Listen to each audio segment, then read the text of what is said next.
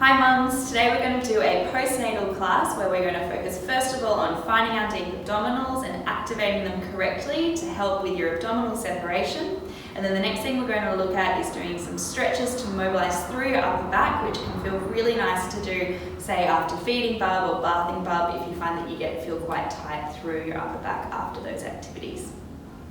As always, we're going to start with our pelvic floor exercises. Don't be tempted to skip through this part, it's the most important bit.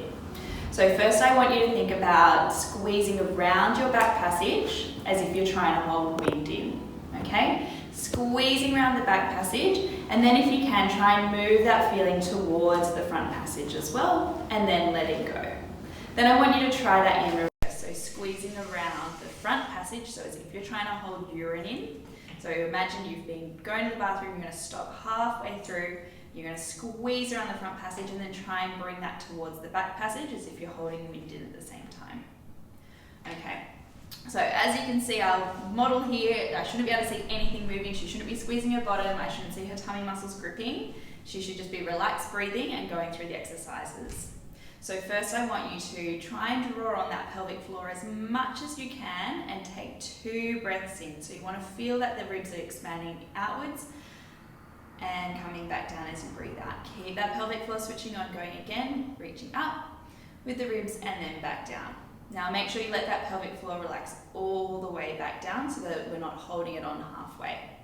We're going to do that again. You're going to draw the pelvic floor on as much as you can, and then you're going to keep breathing. So breathe through the ribs and let go. If the pelvic floor's gone off, keep drawing up a little bit more, breathing through the ribs again and back down. Okay, fully let that pelvic floor relax. And now we're going to do 10 short, sharp pelvic floor contractions, which is really important to be able to do when you go to cough or sneeze or laugh and you need your pelvic floor to switch on pretty quickly. So you're going to draw it on all the way as much as you can and then let it go all the way back down. We're going to do 10 quick ones like that. So we're going lifting up on, off, on, off, on, off, on, off, on, off. 5 more, lifting up, letting go. Lifting up, letting go. 3 more, up, letting go, up, letting go, up, and letting go. Good. So we're going to cue you to use your pelvic floor throughout the exercises, and I want you to make sure that you're trying to go for that same sensation that you've done in those exercises. So the next thing we're going to do is locate our deep tummy muscles. So we've got that deep tummy muscle that wraps all the way around our back, and then we've got our obliques on the side, which help us twist, and then we've got our 6-pack down the middle. So when we're trying to find our deep tummy muscles, first of all we've got to make sure that those outer muscles aren't switched on. So I'm going to get you to put your hands on the side of your waist here, okay? And just dig your fingers in a little bit and do a short cough, so cough, and you should feel those muscles grip underneath your hands. So they're your obliques, they're great for creating movement, but we don't want them on when we're just trying to activate our tummy, okay? So make sure they're nice and relaxed. If you need to, take a really deep breath in, let your tummy fill up with air, and then let it go so that those obliques on the side can soften. Once you can find that softness, I want you to think about just really gently drawing your belly button in towards your spine. As you're doing that, you shouldn't feel those obliques switching on, okay? So just gently drawing the belly in, thinking that your waist is cinching together, just gently, and then let it go again. Good, we're going to do that again. Breathing out, draw the belly button in gently, make sure that the sides of your waist aren't activating, and then letting go. So now we're going to add some movement into this. You might feel your obliques switch on a little tiny bit, but we don't want them to grip on as what you felt when you did that cough. Okay, so you're going to take a breath in, you're going to breathe out, draw the belly in gently without letting these tummy muscles come on the side, and then we're going to float one leg up to a tabletop position. Okay, check in here whether you've gone really grippy through the sides or whether you're able to keep them quite soft while still drawing the belly in, and then bring the leg back down. We're going to do it on the other side. We take a breath in, feel the ribs expand, breath out, deep tummy muscles draw in as we start to lift that leg up to tabletop, and then we're coming back down. We're going to alternate that 2 more times on each side. Breath in, and on the breath out we start to float up, gently drawing the tummy in without gripping through the sides. Good, and just work with your natural breath, okay? So as you breathe out, belly button in, leg floats up to tabletop, and then we're coming back down. We're going to do it one more time on each side, and then I'll give you some progressions to do. Otherwise, if this where you're really struggling to keep the sides of your waist quite soft, then you can stay with that one. Otherwise, we'll give you a progression. So the next thing we're going to do is we're going to float the leg back up to tabletop, making sure we're drawing the belly in gently. And then if you can, you're going to start reaching that leg out towards the wall. Okay, make sure you can still keep that connection of belly button in. You will feel a little bit more activation through here. Bring the leg back in and then bring the leg down to the floor. Okay, so bringing the leg up towards your chest. If that's fairly easy, then you can reach the leg out. You will feel your tummy muscles have to work that little bit more to keep the belly in. And then we're coming back in with the knee and then foot back down to the floor. We're going to do that 2 more times on each side, really trying to connect with our deep tummy muscles. So reaching the leg out, making sure that we just gently draw in. So don't ever think about gripping through those tummy muscles with this exercise, just a real gentle in-drawing. Keep using your breath. You might want to think about breathing out as you reach the leg out, because that's going to be the hardest part to control the tummy muscles with. We're going to do it one more time on each side, and then we're going to go into some other exercises. So we're reaching out, coming back in, and back down. We'll do it one more time on this side, reaching out, and then coming back down. Good. All right, the next thing we're going to do is roll up into a bridge. And so we're really going to think about articulating our spine. So we just want one little vertebrae in our spine to move at a time. So Emma's going to bring her arms down by her side. If you have a pillow behind your head and you feel like it's forcing your head forward, you should remove it at this point, because we are going to roll up and it might feel a little bit uncomfortable on your neck. Okay, so we're going to bring those two things together. So we're going to start on the out breath with contracting pelvic floor and then deep tummy muscles. Once we've connected both pelvic floor and deep tummy muscles, we're going to roll our pubic bone in towards our belly button and start rolling up one vertebrae at a time until we get to the top of the movement. We want to be careful that we're not going to flare the rib cage. We're going to keep the rib cage in, and then we're going to roll down one vertebrae at a time, still keeping that connection of deep tummy muscles and pelvic floor on. Take a breath in at the bottom of the movement. On the out breath, pelvic floor, deep tummy muscles, roll the pubic bone in towards your belly button as you start to roll up. And think about each teeny tiny bit of your spine peeling up one at a time. As you come back down, you're doing that in reverse, and your tailbone's going to be the very last thing to touch down. We're going to do 2 more of these. Each time I want you to articulate that a little bit more. So get a bit more of a wrap of that pubic bone in towards your belly button as you roll up. Keep your upper chest relaxed. Deep tummy muscles are drawing in, and pelvic floor is just on that a little bit. Okay, we don't need to be gripping it really hard at this point, because we're not putting the pelvic floor under a heap of load. We just want to start timing movement with pelvic floor activity. So we'll do one more here. Start rolling up. Good. Keep the ribs and pubic bone drawing in towards each other as you start to roll back down. Great. So your 6-pack muscles at the front will have warmed up a little bit with that exercise as we scooped the belly in. Now we're going to use them a bit more with a little crunch. So the important thing here is if you see that, if you do have an abdominal separation and you see that you're coning or doming through the center, where you're getting a little bit of a pouch coming through, then you'll just need to regress yourself a little bit and maybe go back to your single leg floats. Otherwise, if you can control that by engaging your deep tummy muscles, then we're going to go on to a crunch. So we're going to bring our hands behind our head, making sure our fingers are running down the back of our neck to support our neck.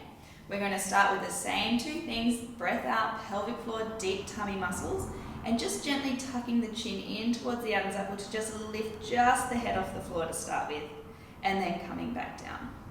So at that point, you should be gazing down at your belly button and checking whether you're able to keep your tummy relatively flat or whether you're getting a bit of a doming through the center line. If you are, it might even be that you just do a teeny tiny head lift and back down until you find that point where you're not getting that through the center. If, like Emma, you're able to engage your tummy muscles quite well, the next thing we're going to do is not just lift the head, but also the backs of the shoulders off. So on the breath out, she's going to reach the backs of the shoulders off, and she's going to pull the rib cage down towards the pelvis, keeping that belly drawing in, and then rolling back down. Whichever version you're doing, we're going to do 5 more, and you should start to feel those tummy muscles engaging a little bit more while still keeping that deep connection.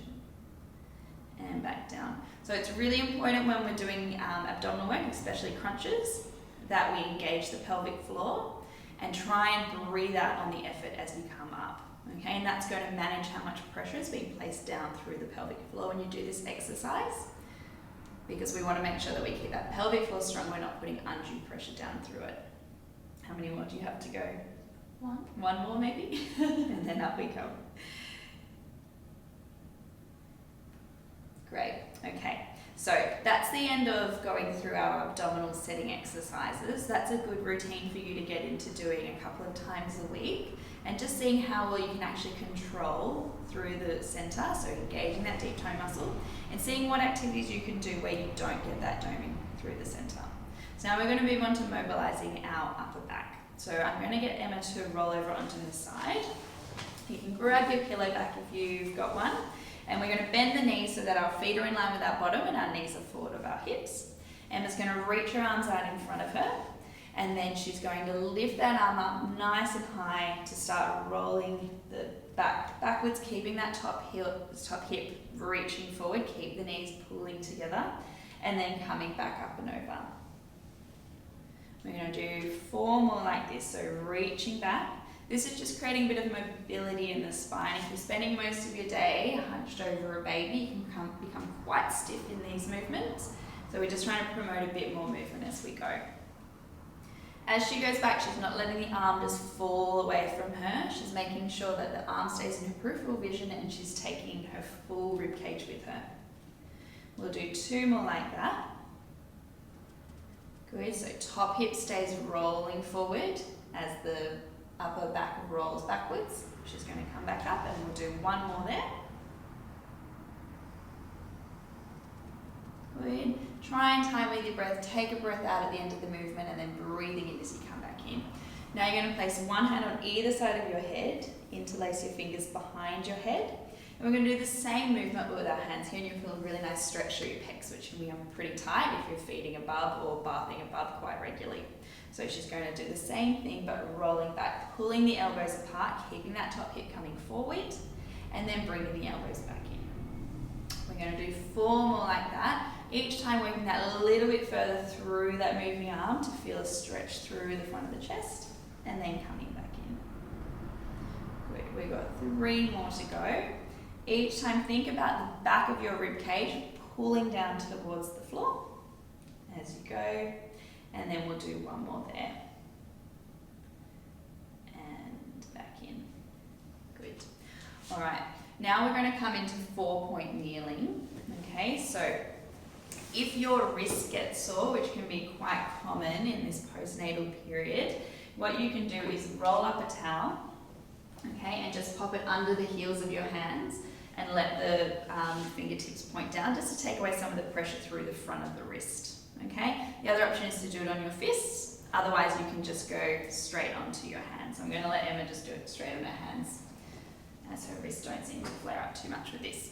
So the first thing we're going to do is set ourselves up nicely. So make sure your knees are under hips, hands are under shoulders, which means that your hands are probably going to be that teeny tiny bit wider than your knees.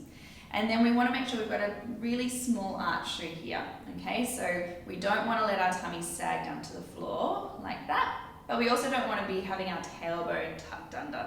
Okay, so we're finding our neutral spine with a small dip, and then we're pushing through the heels of the hands to make sure the rib cage stays up, rather than sinking down towards the floor like that. Good. All right, so we're pushing up here. Then we're just going to find a little bit of stability here through the shoulder blades to challenge them and strengthen them up. So Emma's going to make sure she's pushing down through the right hand, moving her weight slightly towards the right hand as if she reaches the left arm out overhead. And then she's going to come back down. Now she's going to make sure she's pushing down through the left hand as she reaches the right hand out. And notice that she hasn't let her chest sag down towards the floor. She's keeping up nice and high without rounding through the back. We're going to do that 1 more time on each side. Coming back down, be mindful of what's happening at your pelvis. Make sure you're not rocking back and forth through the pelvis. Okay, the next thing we're going to do is just mobilize the shoulder blades around the rib cage. So now I am going to let you drop your rib cage down towards the floor as the shoulders pull back towards each other. And then you're going to push the floor away, lifting the rib cage away from the floor. Okay, what I want you to make sure you're not doing is not rounding through your back. So we're not doing this, we're keeping the back nice and straight. And we're just moving up and down with the chest. Squeezing the shoulder blades and then pushing away. Use the heels of the hands to push into it.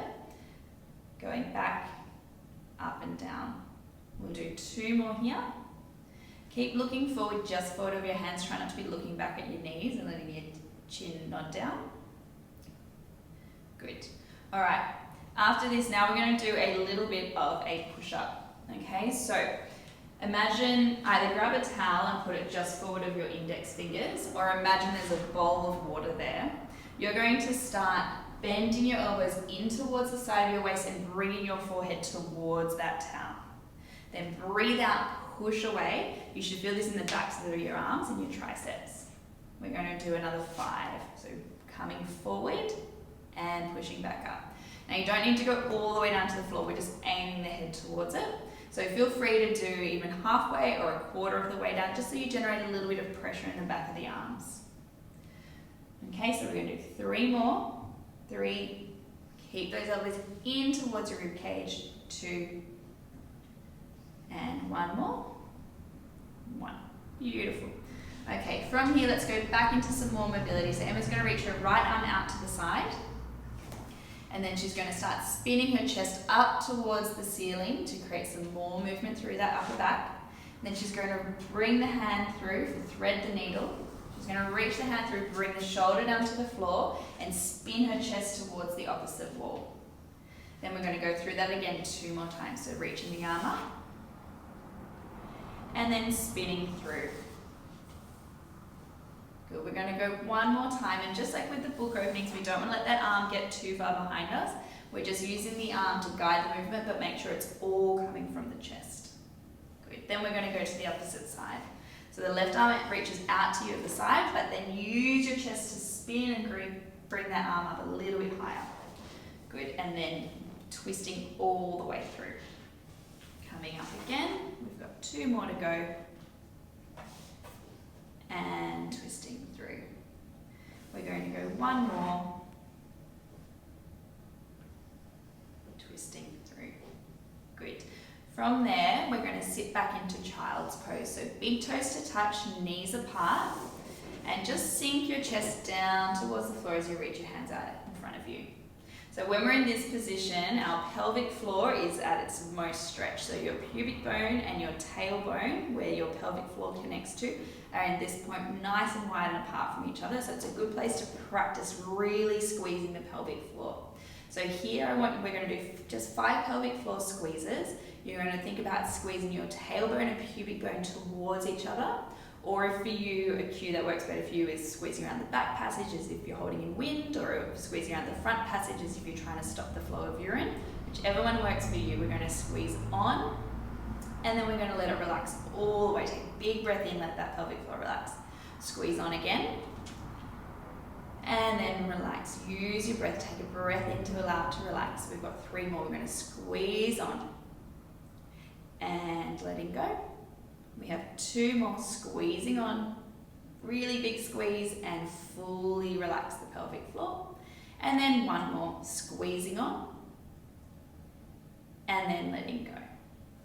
All right, the very last thing we're going to do before we finish, you're going to go to roll onto your back, but if you've got a towel with you, you're going to roll that up so that we can create a little